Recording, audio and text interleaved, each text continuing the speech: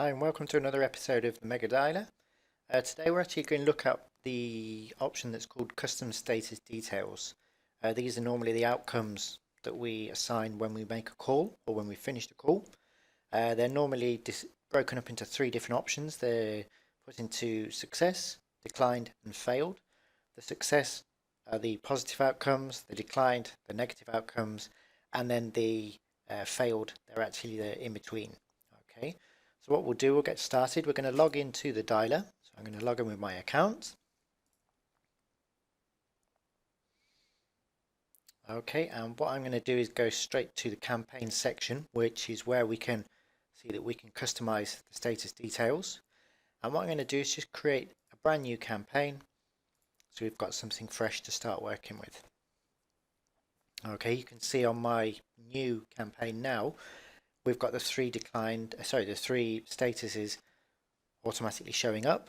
Okay, this is how they show by default.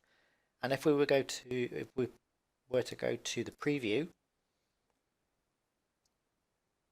okay, you can see by default we've just got success and declined.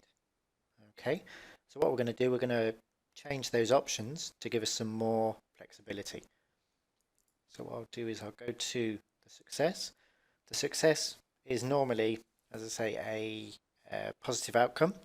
So it could be a sale that's been made, it could be a meeting that's been arranged.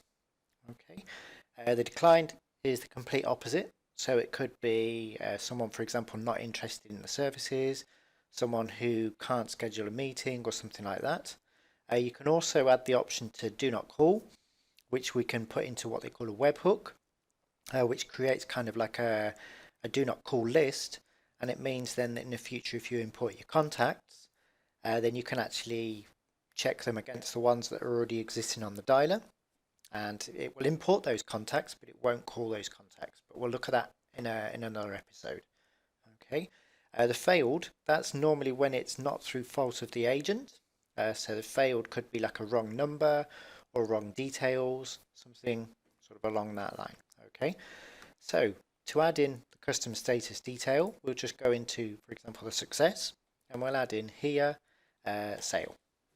Okay, and we just click on the plus and you can see that it's added it just below.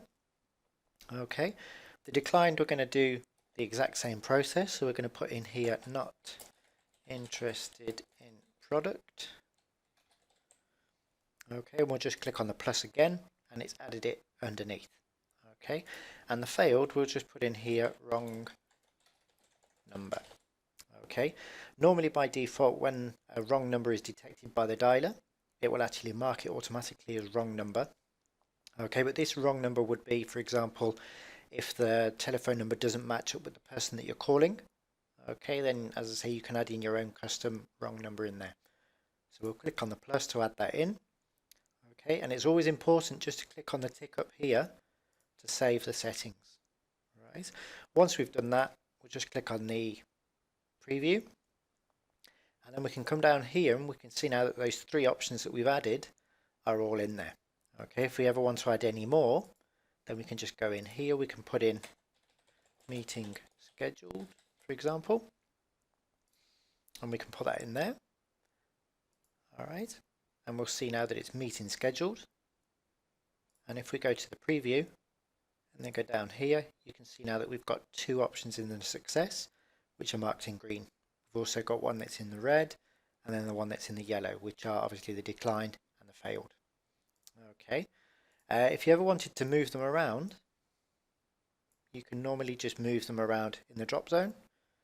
So if we save those settings now, it should appear with sale first and then meeting, which is what it's done here.